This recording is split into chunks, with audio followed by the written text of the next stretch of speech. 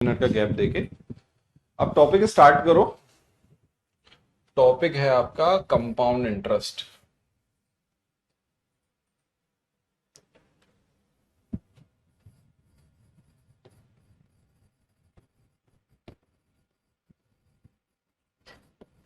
चक्रवृद्धि चक्रवृद्धि ब्याज। अब देखो, अभी तक हमने अब कौन सा टॉपिक पढ़ा था? इससे पहले सिंपल इंटरेस्ट पढ़ा था। अब हम पढ़ेंगे कंपाउंड इंटरेस्ट, चक्रवृद्धि ब्याज। कंपाउंड इंटरेस्ट क्या होता है भाई? ये वह इंटरेस्ट होता है जो बैंक आपको लोन देती है। बैंक आपको लोन देगी किस पर? कंपाउंड इंटरेस्ट पर, जिसको बैंकर्स इंटरेस्ट भी कहा जाता है। कंपाउंड इंटरेस्ट जैसे सिंपल इंटरेस्ट और कंपाउंड इंटरेस्ट में बेसिक अंतर यही है कि सिंपल इंटरेस्ट का मतलब होता है इंटरेस्ट ऑन प्रिंसिपल। क्या क्या मतलब हुआ? Interest on principal. और जो कंपाउंड इंटरेस्ट होता है, उस कंपाउंड इंटरेस्ट में इंटरेस्ट ऑन प्रिंसिपल तो होगा ही। इंटरेस्ट ऑन प्रिंसिपल मतलब मूलधन पर ब्याज तो होगा, उसके साथ साथ इंटरेस्ट ऑन इंटरेस्ट, ब्याज पर भी ब्याज लगेगा। इंटरेस्ट ऑन इंटरेस्ट, ब्याज पर भी ब्याज लगेगा। बेसिक बात आपको समझ में आ रही है? सिंपल इंटरेस्ट क्या है, साधारण ब्याज क्या है? तो आप बोलोगे साधारण ब्याज का मतलब है मूलधन पर ब्याज, है ना? और कंपाउंड इंटरेस्ट का मतलब क्या है? मूलधन पे तो ब्याज हो ही गया, उसके साथ में ब्याज पर ब्याज, ब्याज पर भी जो ब्याज मिल जाए वही अपना चक्रवर्ती ब्याज होगा। क्या ये पॉइंट समझ में आ रहा है? हाँ या ना? ठीक है। इसका एक बेसिक फॉर्मूला था, जैसे हमने सिंपल इंटरेस्ट का फॉर्मूला क्या पढ़ा, क्योंकि प्रिंसिपल पर जो इंटरेस्ट मिल रहा है वही साधारण ब्याज है, और हर समान समय अवधि के लिए ब्याज भी क्या रहेगा? समान रहेगा। समान समय अवधि के लिए ब्याज भी समान रहेगा, जितना समय उतना ब्याज रहेगा। लेकिन यहां ऐसा नहीं होता भाई साहब, यहां ऐसा नहीं होता। यहां पर क्या होता है? एक फॉर्मूला होता है अमाउंट निकालने का, P into 1 + R upon T upon 100 और ब्रैकेट के ऊपर T। अब यहां पर ए क्या है? तो आप बोलोगे सर ए हो गया अमाउंट, मिश्रधन। टी क्या है? प्रिंसिपल। आर क्या है? Rate of interest, rate. और टी क्या है? टाइम। टाइम का मतलब समय भी होता है, या अपन ये भी बोल सकते हैं नंबर ऑफ टाइम, कितनी बार, कितनी बार इस पर ब्याज लग रहा है। ठीक है। ब्राइटनेस बहुत ज्यादा है। अब ठीक है, अब ठीक है। देखो अब कलर ठीक है, अब तो कलर ठीक होगा। अब ठीक है।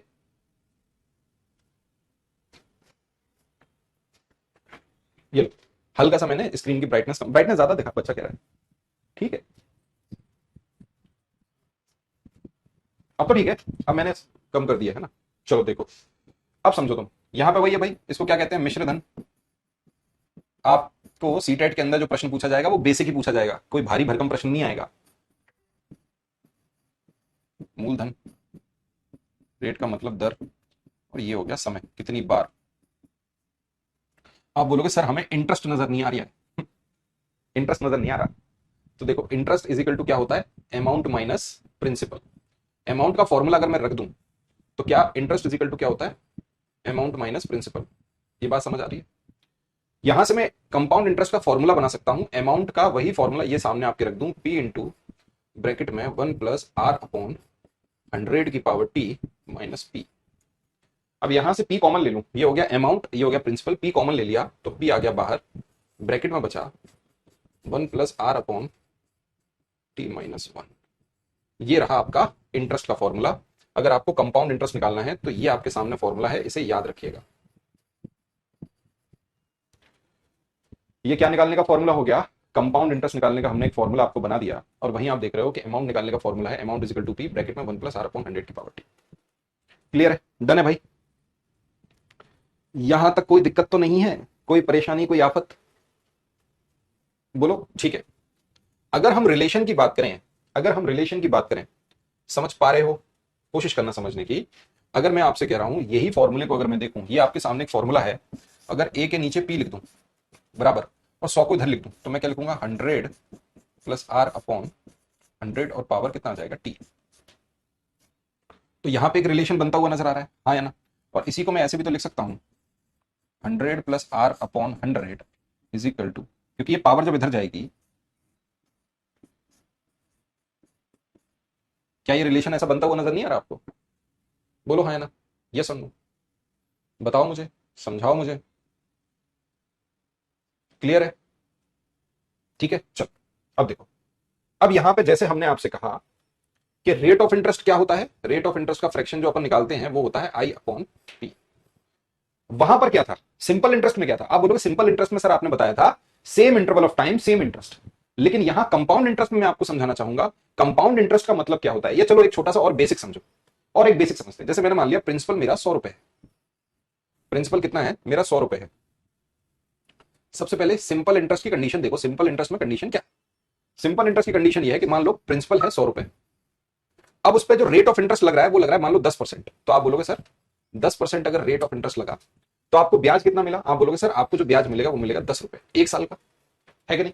अब आपको फिर दोबारा 10% मिलेगा ब्याज, फिर मिलेगा 10%। तो मैं आपसे ये कह रहा हूं आपको पुनः मिलेगा 10%। अगर आप दूसरी साल का निकालोगे, ये फर्स्ट ईयर, अगर ये सेकंड ईयर का निकालोगे तो भी आपको कितना मिलेगा? 10%। अगर आप थर्ड ईयर का ब्याज निकालोगे 10% तो भी क्या मिलेगा आपको? तीसरे साल का भी 10। इसका मतलब 3 साल का ब्याज कितना निकल के आ गया? 30। इसका मतलब सिंपल इंटरेस्ट का मतलब हो गया इंटरेस्ट ऑन प्रिंसिपल।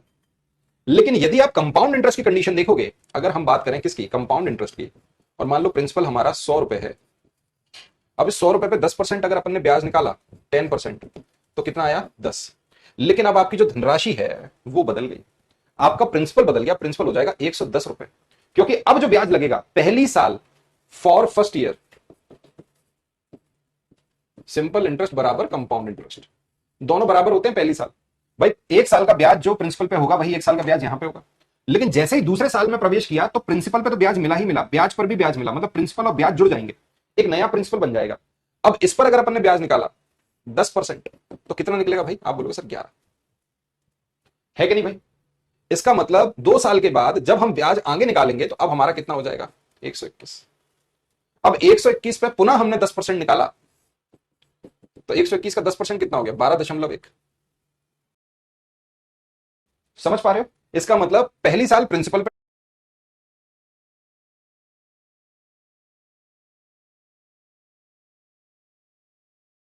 तीसरी साल फिर प्रिंसिपल और ब्याज पे इंटरेस्ट। समझ पा रहे हो? समझ पा रहे हो? इसका मतलब पहली साल, तो 121 का 10% कितना हो गया? 12.1। समझ पा रहे हो? इसका मतलब पहली साल प्रिंसिपल पे इंटरेस्ट, दूसरी साल प्रिंसिपल पे और ब्याज पर इंटरेस्ट, तीसरी साल फिर प्रिंसिपल और ब्याज पे इंटरेस्ट। समझ पा रहे हो? कंपाउंड इंटरेस्ट और सिंपल इंटरेस्ट में यही बेसिक अंतर है। यहां केवल प्रिंसिपल पे इंटरेस्ट मिलता है या प्रिंसिपल के साथ ब्याज पर इंटरेस्ट मिलता है। अगर मैं इन सबको आपस में जोड़ दूं तो बताना जरा भाई कितना हो गया इंटरेस्ट? 133.1, 3 साल का इंटरेस्ट निकल के आ गया 33.1।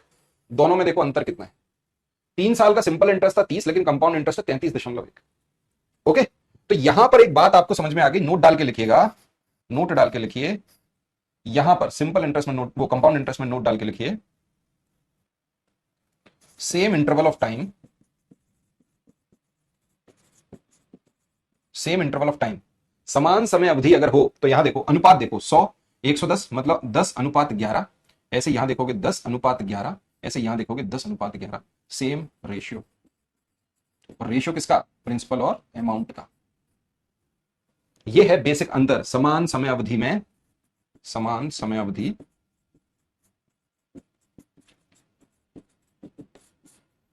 समान अनुपात, अनुपात। ये हो गया बिल्कुल बेसिक, हमने एकदम बेसिक आपको बता दिया सिंपल इंटरेस्ट और कंपाउंड इंटरेस्ट के बीच का अंतर, कंपाउंड इंटरेस्ट निकालने का, अमाउंट निकालने का फॉर्मूला, इंटरेस्ट निकालने का फॉर्मूला, इन दोनों के बीच का रिलेशन सब बता दिया। अब आते हैं अपन बिल्कुल इसके एकदम बेसिक सिरे पे। मैं आपको एकदम बेसिक सा देता हूं। मैंने आपको बोला एक सवाल है, जब मैं आपसे कह रहा हूं कि भाई प्रिंसिपल आपका कुछ भी मान लो, मैंने मान लिया 8,000 रुपए, रेट ऑफ इंटरेस्ट आपका हो गया 12%, और समय हो गया 2 साल, मुझे कंपाउंड इंटरेस्ट बताना है। ठीक, कंपाउंड इंटरेस्ट हमको फाइंड करना है। अब देखो कैसे करेंगे। हमारे सामने 2-3 तरीके हैं। एक तो हमारे सामने फॉर्मूला है, बेसिक फॉर्मूला, जिसकी मदद से हम कर सकते हैं। फॉर्मूला कंपाउंड इंटरेस्ट, इंटरेस्ट निकालने का मैंने फॉर्मूला आपको अभी बताया, फॉर्मूला पी कॉमन ले लिया, 1+r/100t-1 ये एक फॉर्मूला है कंपाउंड इंटरेस्ट निकालने का। आप अगर इसमें वैल्यू भी पुट करोगे तो भी निकाल लोगे। देखो इंटरेस्ट निकालना है, प्रिंसिपल कितना है? 8,000 रुपए, ब्रैकेट में रेट ऑफ इंटरेस्ट है 12%, तो 1 प्लस 12/100, समय है 2 साल -1, 4 से काटा, 4 3 12, ये आ गया 25, 25 और 3 28, 8,000, 28/25, इसका स्क्वायर हो गया -1, 8,000। ठीक है, ऐसे ही करोगे 784/625 -1, 8,000। 14 में से, ये 4 में से, 14 में से 5 गए 9, 7 में से 2 गए 5, 159/625, यही आ रहा है आपके सामने। करो भाई, सॉल्व कर लो। ठीक है, तो आप देख पा रहे हो, ऐसे आप इंटरेस्ट निकालोगे। आप बताओ क्या ये कैलकुलेटिव नहीं है? आप बोलोगे सर ये तो महा कैलकुलेटिव है, ये तो मजदूरी से कर दी आपने, ये तो क्या हो गया, एक मजदूरी सी हो गई। लेकिन अब हम जो तरीका समझेंगे, अगर हमें कंपाउंड इंटरेस्ट निकालना होगा तो कंपाउंड इंटरेस्ट निकालने का सबसे बेस्ट तरीका समझेंगे, जिसको हम कहते हैं ब्लॉक मेथड। एक ब्लॉक बना के समझेंगे इसको, ये सबसे जबरदस्त मेथड है। बहुत सारे मेथड हैं फाइंड करने के, लेकिन इसको समझो कैसे। आप समझिए, आपके सामने प्रिंसिपल दे रखा है 8,000 रुपए, रेट ऑफ इंटरेस्ट है 12% और समय है 2 साल। गौर से समझना है, आपने 12% इसकी वैल्यू निकाली, तो भाई 2 जीरो कट गए, 12 8 96, 960 रुपए। ये क्या मिला आपको? सही बात है, 10% तो कितना होगा, 800। 10% 800 होगा, और 8,000 का 2% कितना होगा, 160 रुपए। 1% 80 रुपए, 2% 160 जोड़ के 960 रुपए, वैसे पता चल रहा है। तो ये जो 960 रुपए मिला, ये 960 रुपए में मुझे पहली साल का ब्याज मिला। पहली साल जब 12% ब्याज निकाला हमने, तो इतना ही आया। अब हम पुनः ब्याज निकालेंगे दूसरी साल में, तो दूसरी साल में प्रिंसिपल पे तो इंटरेस्ट मिला ही, अब दोबारा भी प्रिंसिपल पे इंटरेस्ट मिलेगा, वो बराबर ही मिलेगा 960। लेकिन जो इंटरेस्ट मिल रखा है उसका भी तो 12% मिलना चाहिए, है कि नहीं? उसका भी तो 12% मिलना चाहिए। अगर आप इसका 12% निकालोगे तो देखो, जीरो से जीरो कट गया, 12 छिंग 72 की 2, हासिल आई 7, 12 नंबे 108, और 108 और 7 115, 115.2 ये आ गया, 115.2। जब 115.2 आ गया, बस पहली साल का ब्याज और दूसरी साल जो ब्याज निकाला वो प्रिंसिपल पर और इंटरेस्ट पर निकला। टोटल जोड़ दो इसको, यही सवाल का उत्तर, टोटल जोड़ दो 1920 और 115.2। अब बताओ कितना कम कैलकुलेशन के साथ इस सवाल का उत्तर निकल आया।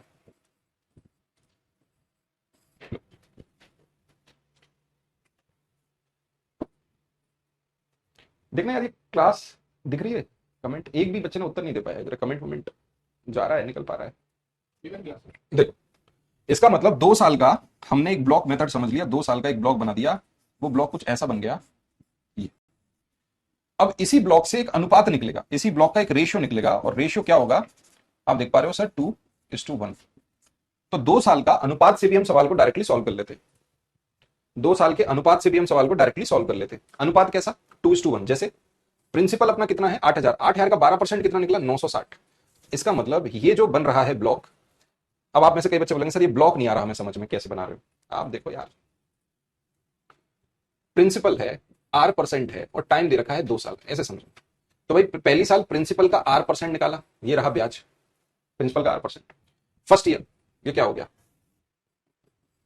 फर्स्ट ईयर प्रिंसिपल का R%। सेकेंड ईयर क्या होगा? आप बोलोगे सर सेकेंड ईयर प्रिंसिपल का R% तो निकलेगा ही, और साथ में जो पहली साल का ब्याज है उस पर भी ब्याज निकलेगा। इसका मतलब P के R% का भी R% निकाला जाएगा। यही तो हो गया ब्लॉक मेथड, मतलब 2:1।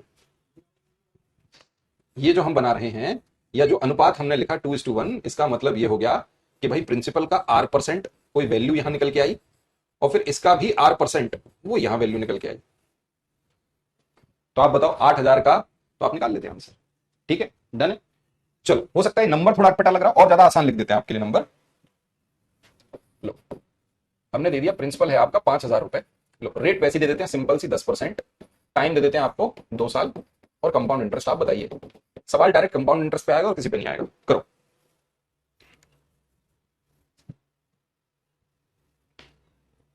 करे बिल्कुल बेसिक से। लो भाई, बिल्कुल बेसिक से फॉर्मूला गया तेल लेने, ब्लॉक मेथड जिंदाबाद।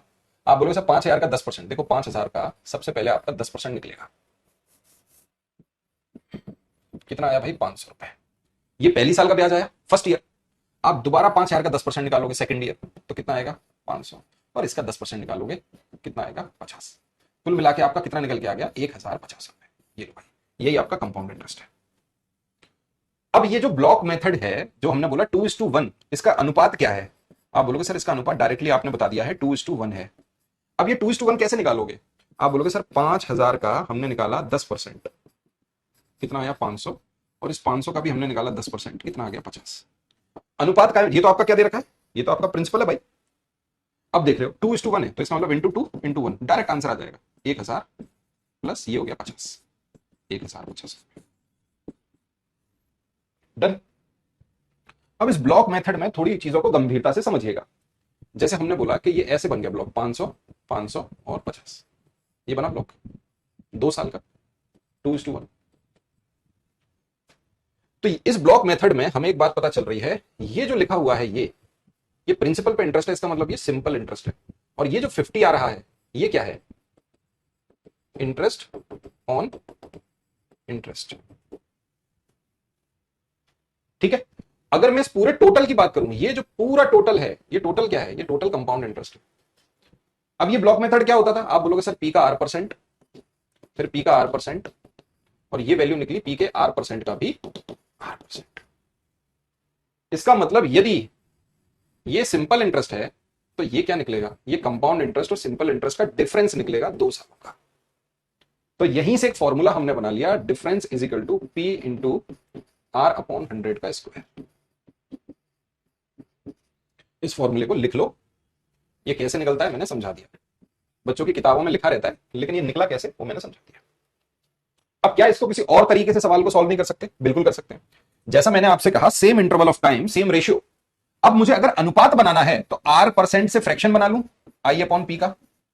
रेट कितना है? 10%। 10% का मतलब 1/10। ये प्रिंसिपल है और ये इंटरेस्ट है।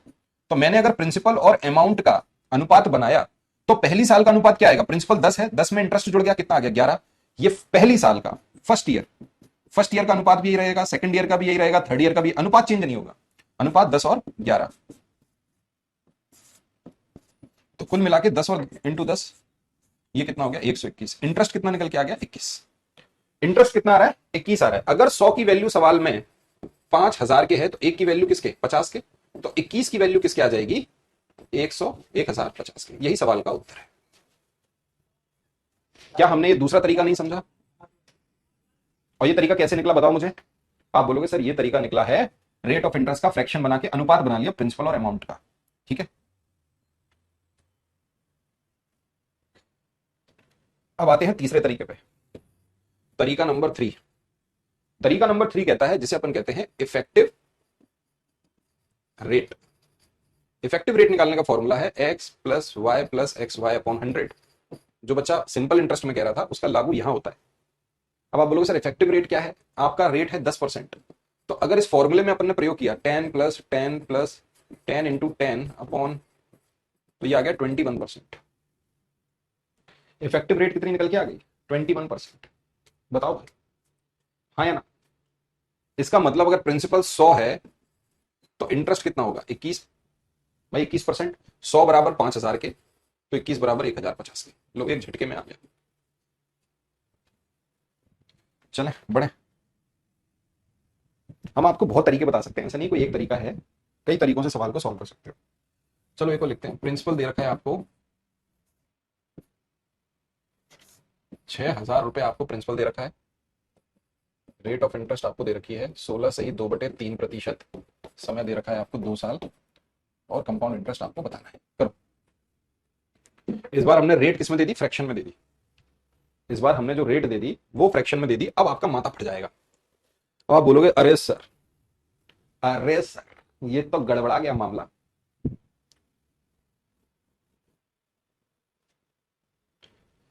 अब यहां पे जब पहले से ही फ्रैक्शन दे रखा है 16 2/3%, किसका फ्रैक्शन होता है? 1/6। मतलब ये है प्रिंसिपल। या 1/6 से भी अपन सवाल सॉल्व कर सकते हैं। जैसे कैसे? देखो 6000 रुपए का 1/6 निकाला, कितना आ गया भाई? 1000 रुपए, पहली साल का ब्याज।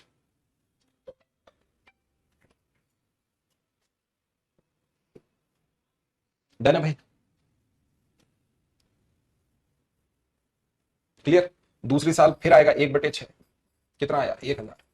और इसका भी निकालोगे 1/6, तो आ जाएगा 1000/6।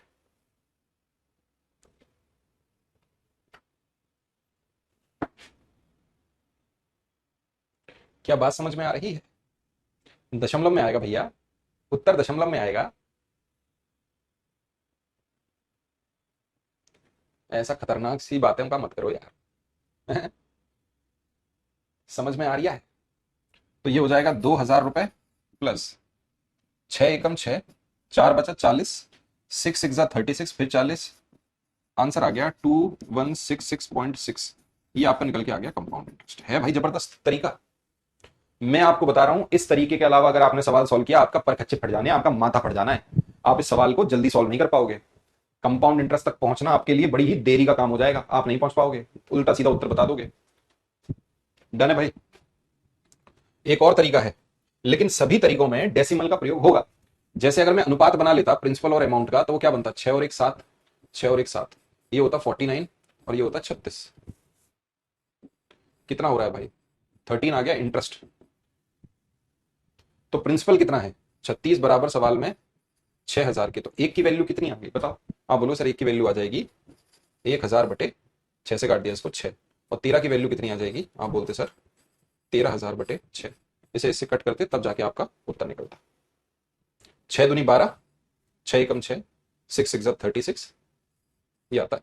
वही आंसर आ रहा है 2166.6।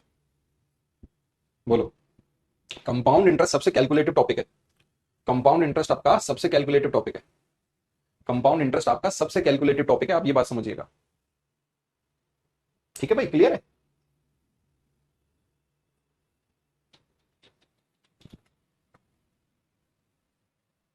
देखो, अब कंडीशन ये होती है कि जैसे आपको दिया जाता है हाफ ईयरली। हाफ ईयरली का मतलब होता है अर्ध वार्षिक, या आपको दिया जाता है क्वार्टरली। क्वार्टरली का मतलब होता है त्रैमासिक। अब देखो, हाफ ईयरली का मतलब यह है कि यहां पे जो भी रेट ऑफ इंटरेस्ट होगी, वो रेट ऑफ इंटरेस्ट हो जाएगी आधी, और जो समय होगा, समय हो जाएगा दुगना। यहां रेट ऑफ इंटरेस्ट हो जाएगी 1/4, और जो समय होगा वो किससे? 4 से मल्टीप्लाई करेंगे। आप समझो कैसे।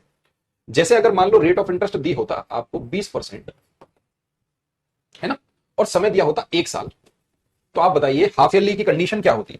आप बोलते सर हाफ ईयरली का मतलब होता है हर 6 महीने में ब्याज लगना। 6 महीना 6 महीना 6 महीना, मतलब हर 6 महीने में ब्याज लगेगा। क्वार्टरली की कंडीशन है हर 3 महीने में ब्याज लगना।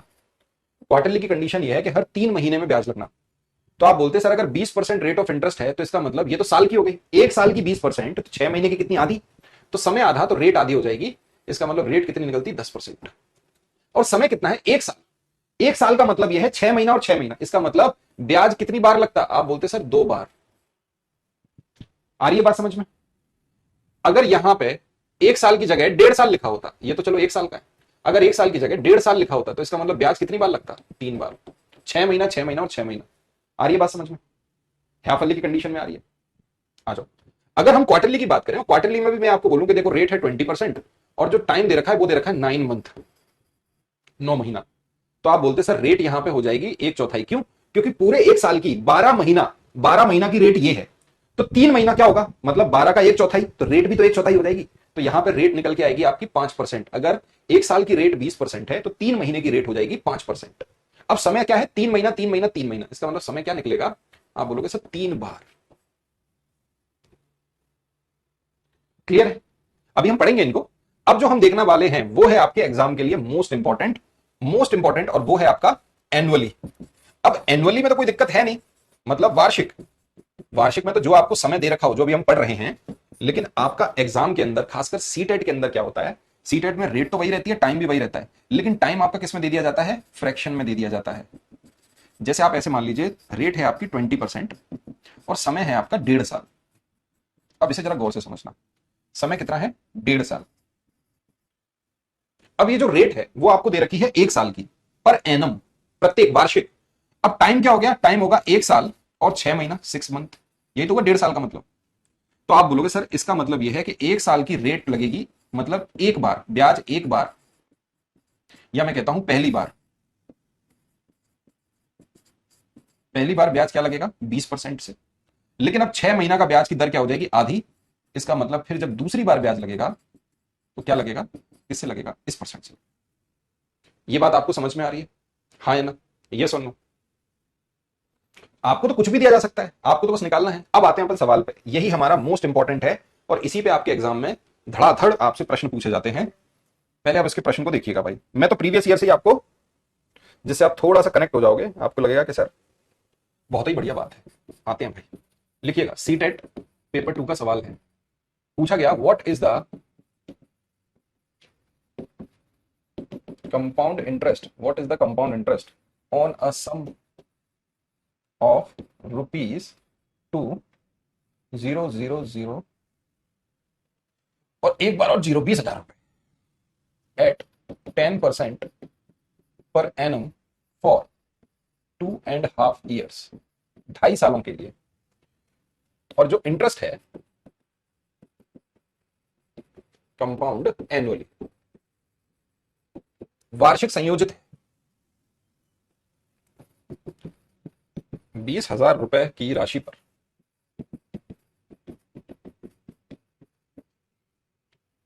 10% वार्षिक दर से 2/1/2 वर्ष में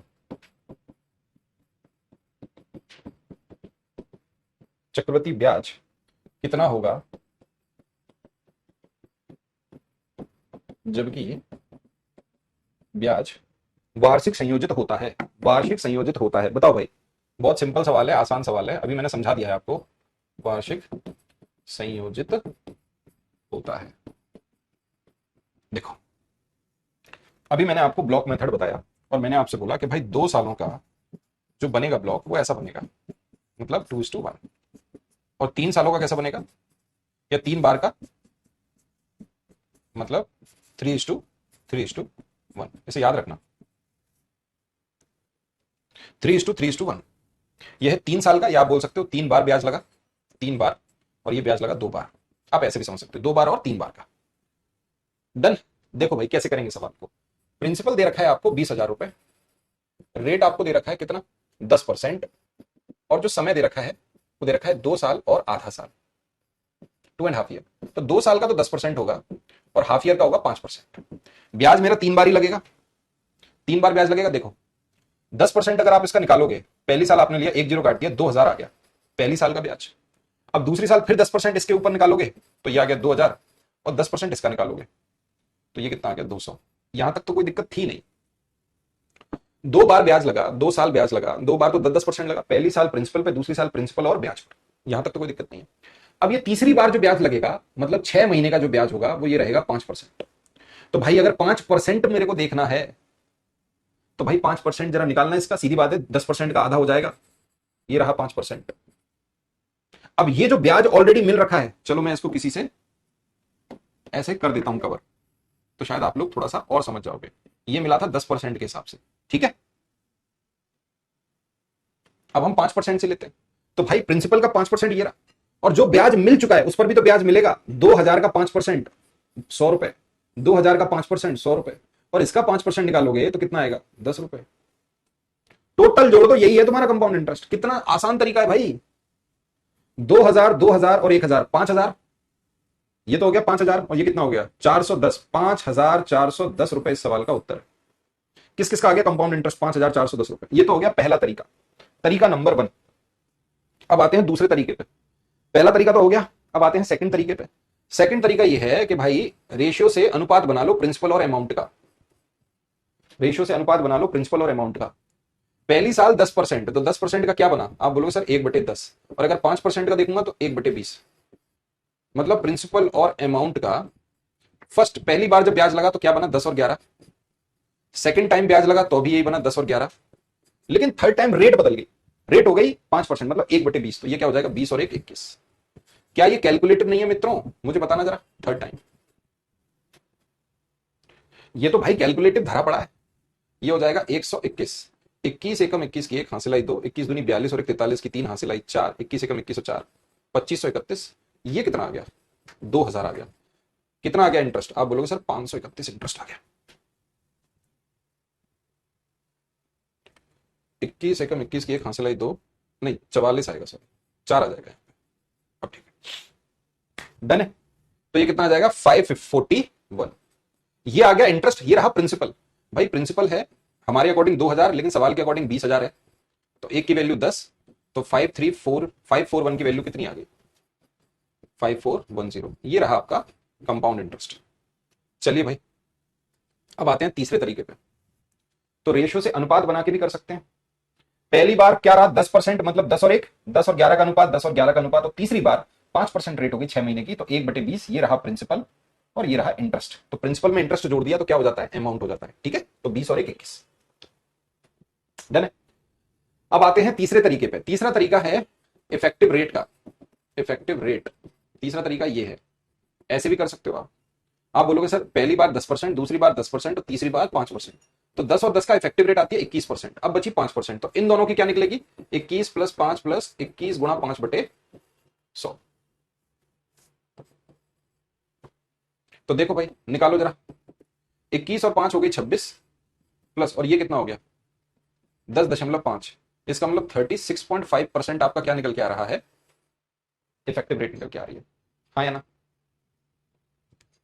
अब 36.5 अगर इफेक्टिव रेट है, 100 मेरा प्रिंसिपल था, 100 की वैल्यू बराबर, तो एक की वैल्यू किसके बराबर 200 के, तो 36.5 की वैल्यू किसके बराबर 200 × 36.5। पॉइंट हटाया, एक जीरो कट गया, जीरो आ गया।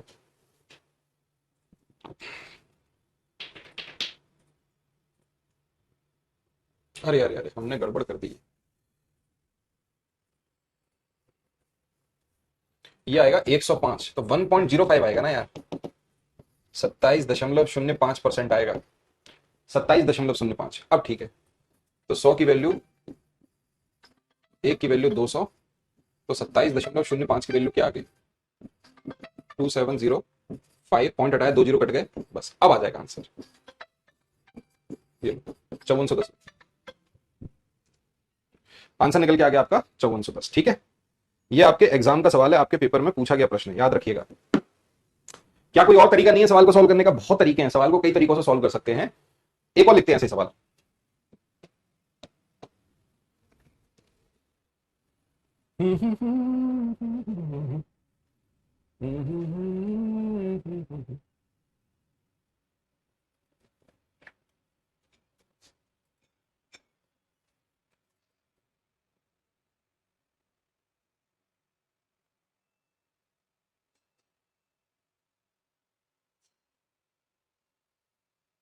लो,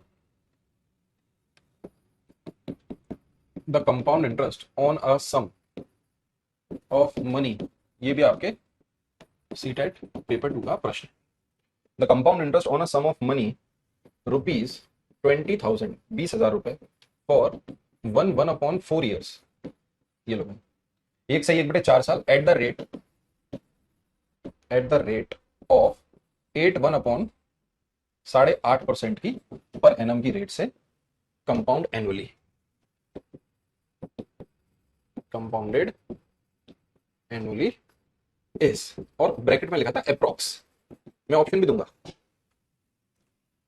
हिंदी में सवाल है 20,000 रुपए की धनराशि पर 1/1/4 वर्ष का 8/1/2% वार्षिक दर से चक्रवृद्धि ब्याज कितना है, चक्रवृद्धि ब्याज कितना है, जबकि ब्याज वार्षिक संयोजित होता है, जबकि ब्याज वार्षिक संयोजित होता है, वार्षिक संयोजित होता है। ठीक है, ऑप्शन है पहला 2161 रुपए, 1863 रुपए, 2125 रुपए और 2550 रुपए।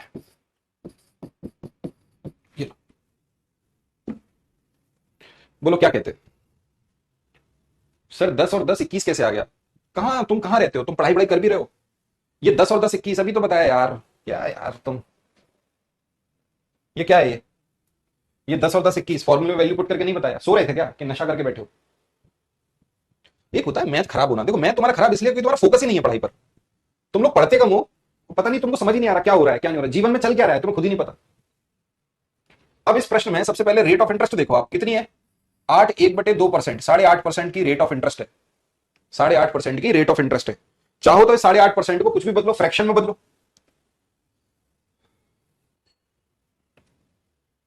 या डेसिमल में लिख लो 8.5%। भाई कैलकुलेटिव सवाल है, कैलकुलेशन तो करना पड़ेगा कि नहीं करना पड़ेगा, ऐसा तो है नहीं कि हवा में कर लोगे, है ना। फ्रैक्शन में चेंज करोगे, 8 दूनी 16 और 1 17, 17/2 नीचे आ गया तो 17/200, ये बन गया इसका फ्रैक्शन। तीनों बातें एक ही चीज है भाई, चाहे कुछ भी कर लो, ऐसे लिख लो ऐसे लिख लो ऐसे, जो आपको ठीक लगे। अब आते हैं समय पे, तो आप बोलोगे सर अगर मैं समय की बात करूं तो समय दे रखा है 1 सही 1/4, 1 सही 1/4, इसका मतलब यहां पे जो रेट रहेगी वो तो 8% रहेगी, लेकिन 1/4 का मतलब है रेट का 1/4 हिस्सा। 1/4 को अगर बोलोगे तो आएगा 3 मंथ, 3 महीने, 3 महीने, 3 मंथ्स। क्या ये बात समझ आ रही है? बस केवल यही चीज करनी थी और कुछ नहीं करनी थी। इसका मतलब ब्याज लगेगा 2 बार, एक बार ब्याज की रेट रहेगी 8%, एक बार रहेगी R/4%। अब देखो इस प्रश्न को तुम जैसे चाहो वैसे करो, आपके सामने 20,000 रुपए हैं। मेरी बात समझना गौर से, सवाल के नाम पे कलंक है कुछ भी नहीं है। 20,000 रुपए का अगर मैं 17/200 निकालूं तो ये आएगा 1700। क्या बोलती है पब्लिक? मैं एक काम करता हूं, मैं करता हूं कि मैं भाई मैं तो R% से ही ब्याज निकालता हूं दूसरी बार। ये क्या निकला? आप बोलोगे सर पहली बार फर्स्ट टाइम 1700 आ गया। मैं काम करता हूं, मैं दूसरी बार भी R% से निकालता हूं। अगर मैं फिर से निकालूंगा इसका 17/200 तो 200 से इसे काटा, कितना बचा? 1700। और फिर आ गया भाई 17/200, तो 17 का कितना होता है? 289/2। काट दो भाई, 2 एकम 2, 144.5। अब सारा खेल कैलकुलेशन का है और कुछ नहीं। ब्याज पर भी ब्याज लग रहा है, ये 17/200, ये 17/200 और इसका भी 17/200। 17 का स्क्वायर आ गया, 200 में से 2 जीरो कट गए और स्क्वायर को मैंने 2 से काट दिया, आ गया।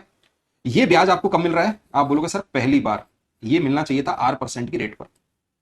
अब ये जो ब्याज मिला है आपको, ये सेकंड इतना इतना हिस्सा जो दिख रहा है, ये जो ब्याज मिला है ये आपको मिलना चाहिए था R% का चौथाई हिस्से पर, लेकिन हमने तो ये R% से निकाल लिया। इसका मतलब क्या है भाई? इसका मतलब ये है कि भाई अपन इसको जोड़ देंगे तो ये आ जाएगा 1844.5 आया, लेकिन ये होना चाहिए था चौथा हिस्सा, तो बस इसका चौथा हिस्सा निकाल लो, उसको 1700 के साथ जोड़ देना, यही सवाल का उत्तर है। बढ़िया सवाल, कैलकुलेटिव है, हलवा सवाल नहीं है कि आप ये सोचोगे बस हो जाएगा, देखा सवाल और उड़ा दिया आपने। ऐसा नहीं है, इतना भी आसान नहीं है कि आपने किया और देखा और काटो घोलो लगा लो। ठीक है, तो आप देख पा रहे हो ये है पहली बार का ब्याज, पहली बार, और ये जो निकला ये निकला दूसरी बार, टोटल दूसरी बार। दूसरी बार रेट होनी चाहिए थी R/4%, लेकिन मैंने तो R% से ही निकाल दिया। जो ब्याज निकला मैं उसका 1/4 निकाल लेता हूं, एक ही बात है। या तो मैं रेट को 1/4 करके निकालता या ब्याज का ही 1/4 निकाल दिया। पिछले प्रश्न में भी देखो ऐसा ही होगा। पिछले प्रश्न में आप देखो तो अगर मैं यहां पे 2000 200 200 और ये कर लेता, फिर बाद में उसका आधा हिस्सा निकालता, तो भी एक ही बात होती।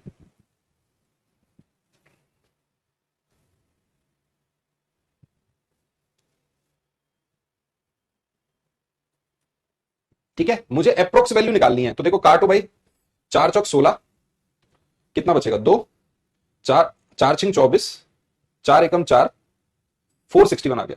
बस भाई 1700 में 461 ऐड कर देना, 2161। ऑप्शन नंबर ए, पहला ऑप्शन सही, ऑप्शन नंबर 2161। देख पा रहे हो, आ गया मजा। मैं आपसे दावे के साथ कह रहा हूं, गारंटी के साथ कागज पे लिख के, अगर आपने ऐसे सवाल को सॉल्व नहीं किया और आप इसे बेसिक से करने बैठ गए तो बस आप ये मान के चलो आपके परखच्चे उड़ जाएंगे। कर तो लोगे लेकिन एक ही सवाल में कम से कम 5 मिनट लगा दोगे, लेकिन अगर इस तरीके से आप करोगे तो आपको सवाल को सॉल्व करने में मुश्किल से 40-45 सेकंड लगेगा, अगर आपका कैलकुलेशन ठीक होगा तो। आपको तरीके सीखने हैं, है ना। कई बच्चे पहली बार तरीका देख के फड़फड़ा जाते हैं, हाथ पे हिल जाते हैं उनके, ओ सर हम मुझ पे नहीं हो पाएगा, तो बेटा छोड़ दे, पढ़ना ही छोड़ दे, नहीं हो पाएगा तो पढ़ना छोड़ दे, अगर नहीं हो पाएगा तो, क्योंकि ये तो कुछ नहीं है, अभी तो बहुत पढ़ाई करनी है। नौकरी लेने के लिए तो दिन रात एक करनी पड़ेगी, तब जाके नौकरी लगेगी। ठीक है, कल यहीं से शुरुआत करेंगे, सारे टॉपिक से देखेंगे, इसी सवाल को बाकी के मेथड से भी सॉल्व करके देखेंगे। बाकी के मेथड से तुम किसी भी से भी करोगे ये सवाल और कैलकुलेटिव होता जाएगा। ये सवाल कैलकुलेटिव होगा ही होगा, केवल एक ही तरीका है सवाल को सॉल्व करने का, इफेक्टिव मेथड, इफेक्टिव रेट निकालना। अगर 8.5 थी तो दूसरी क्या निकलेगी, बस यही है और कुछ नहीं। इफेक्टिव रेट निकालने का तरीका है बस। एक हो गई 8.5, 8.5%, और एक उसका 1/4, 8.5% का 1/4, बस यही तरीका है। ठीक है, चलो भाई बाय, आज के लिए इतना।